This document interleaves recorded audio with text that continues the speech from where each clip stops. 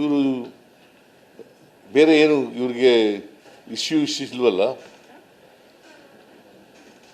ಏನು Ashok leader of the opposition ಅವ್ರ ಮಾತುಗಳು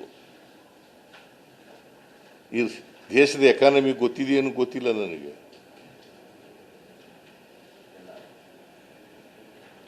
ವಿಜೇಂದ್ರ, ಆಮೇಲೆ ಈ ನಮ್ಮ ಯಾರು ಎಚ್ ಡಿ ಕುಮಾರಸ್ವಾಮಿ ದಂಗೆ ಹೇಳಿ, ಒಬ್ಬ ಕೇಂದ್ರದ ಮಂತ್ರಿಯಾಗಿ ದಂಗೆ ಹೇಳಿ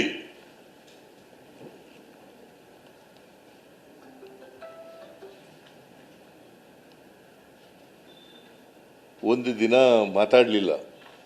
ಓಲಿ ಈಗ ಅಲಯನ್ಸ್ ಮಾಡ್ಕೊಂಡವ್ರೆ, ಅಲಯನ್ಸ್ ಮಾಡ್ಕೊಳ್ಳದೆ ಇರುವಾಗ ಮಾತಾಡಿದ್ರ?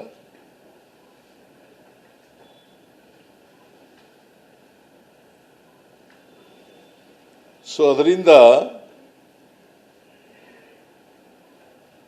ರಾಜ್ಯ ಸುರೇಶ್ ಬಾಬು ಸಮಗ್ರ ಕೃಷಿ ಮಾಡಿ 365 ದಿನವೂ ಆದಾಯ ಗಳಿಸ್ತಿದ್ದಾರೆ. ನೀವು ಕೂಡ ಅವರಿಂದ ಕಲಿಬೇಕಾ? ಅವ್ರ ಜೊತೆ ವಿಡಿಯೋ ಕಾಲ್ನಲ್ಲಿ ಮಾತಾಡಬೇಕಾ?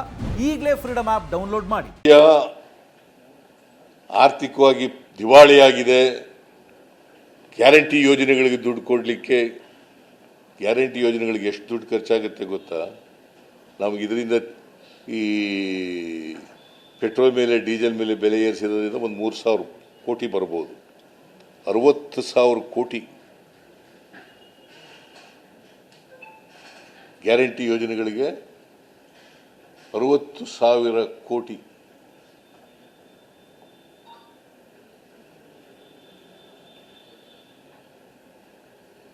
ಅದನ್ನು ಅಪ್ರಿಷಿಯೇಟ್ ಮಾಡಬೇಕು. ಆಕ್ಚುಲಿ ಯಾರಿಗೆ ಕೊಡ್ತಾ ಇದ್ದೀವಿ ನಾವು ಗ್ಯಾರಂಟಿ ಯೋಜನೆಗಳನ್ನು? ಶ್ರೀಮಂತರಿಗೆ ಕೊಡ್ತಾ ಇದ್ದೀವ? ಇವ್ರು ನರೇಂದ್ರ ಮೋದಿಯವ್ರ ಥರ ಅಂಬಾನಿ ಅದಾನಿಗೆ ಸಾಲ ಮನ್ನಾ ಮಾಡ್ತಾ ಇದ್ದೀವ?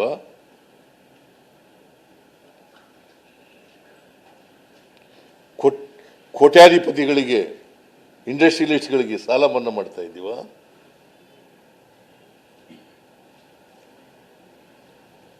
ರೈತರ ಸಾಲ ಮನ್ನಾ ಮಾಡಿ ಅಂದ್ರೆ ₹1 ಸಾಲ ಮನ್ನಾ ಮಾಡೋಕ್ಕಾಗಲಿಲ್ಲ ಇವ್ರಿಗೆ.